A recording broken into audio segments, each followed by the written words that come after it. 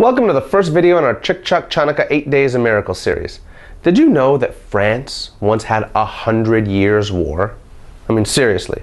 That's great-great-great-granddaddy on down to the Rugrats all fighting in the same war.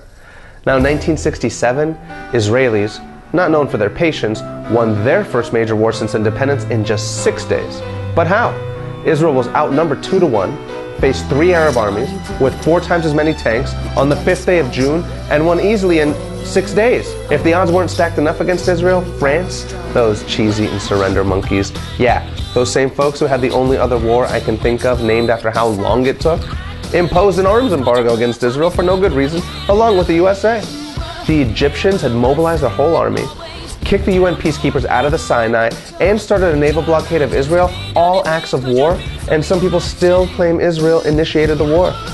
An Israeli sneak attack took out the Egyptian Air Force and allowed Israel to establish total air superiority throughout. So Syria got trashed, and Jordan, which should have never entered the war, started shelling Jerusalem with artillery and soundly got its butt kicked. Israel more than doubled its landmass and gained critical strategic areas like the Sinai, Golan Heights, and Jordan Valley. It was a total, overwhelming military victory. A West Point general once remarked that even though they study wars and battles, they don't study the 6-Day War, because what concerns West Point is strategy and tactics, not miracles.